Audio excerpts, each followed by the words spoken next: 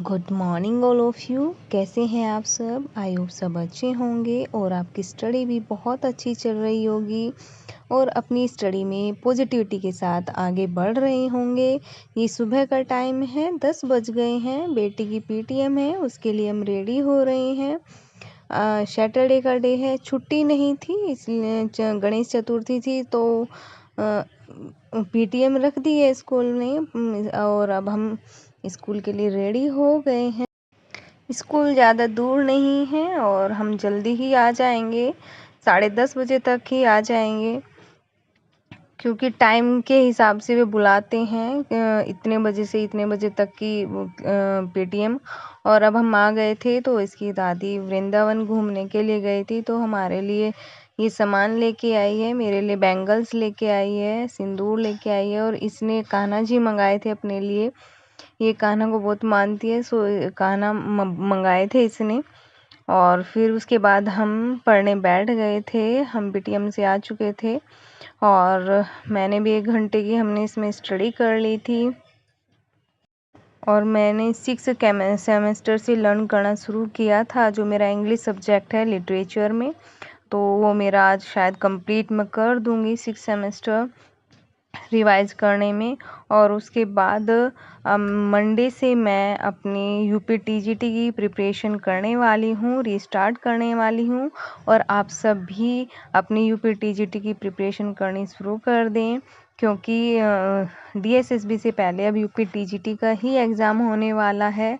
अब मैं बहुत एक्साइटेड हूँ कि चलो कुछ तो थोड़ा सा गवर्नमेंट एक्टिव हुई हैं।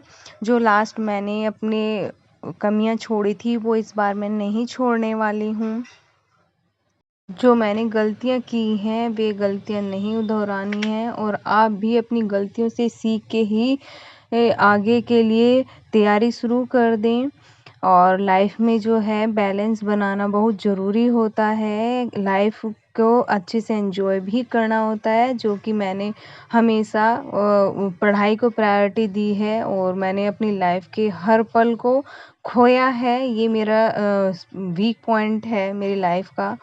मेरी शादी को 2016 में मेरी शादी हो गई थी और जब से लेकर अब तक मैंने सोचा चलो इस बार नौकरी लग जाएगी, 1 साल और अपनी पढ़ाई में देते हैं, 1 साल और 1 साल, ऐसे करते करते मुझे ये जो शादी के बीच का जो गैप है ना, ये मतलब मुझे याद ही नहीं है कि ये कैसे एकदम बीत गया। मैंने लाइफ को कभी भी एंजॉय नहीं किया है, अपनी लाइफ में बैलेंस बना के नहीं चला है। मैंने घर का काम निपटाया और पढ़ने के लिए बैठ जाती थी, थोड़ा सा बच्चे के साथ टाइम स्पेंड कर लिया, कहीं बाहर घूमने के लिए कभी नहीं गई। सोचा चलो इस बार नौकरी ले लेंगे, नेक्स्ट में कभी फिर हर चीज़ का अपना अपना समय आता है तब एंजॉय कर लेंगे, बाहर घूम लेंगे, ये कर लेंगे, वो कभी नहीं किया है।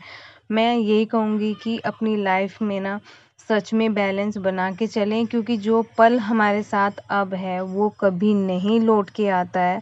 सो अपनी लाइफ को अच्छे से स्टडी में भी लगाएं, अपनी स्टडी नहीं छोड़नी है और उस स्टडी के साथ साथ अपने लाइफ के दूसरे पल को भी एंजॉय करें, बच्चे के साथ टाइम स्पेंड करें, घूमने जाएं बच्चे के साथ बाहर। घर का सारा सामान भी हस्बैंड ही लेके आते हैं। मैं मार्केट वगैरह भी बहुत ही कम जाती हूँ। जब ये दिखता है कि बेटी के लिए कुछ स्कूल में एक्टिविटी हो रही है या फंक्शन हो रहा है तो उसके लिए लेके आना ही है देख के, तब मैं मार्केट जाती हूँ इनके साथ। बाकी मैं सोचती हूँ कि मेरा टाइम वेस्ट होगा, ये लेके आ जाएंगे सामान, इस वजह से मैं मार्केट भी नहीं जाती। बस अब तो ऐसा फील होता है कि बस पढ़ते पढ़ते ही हम तो बूढ़े हो गए, बस नौकरी नहीं लगी, बूढ़े ज़रूर हो गए हम तो।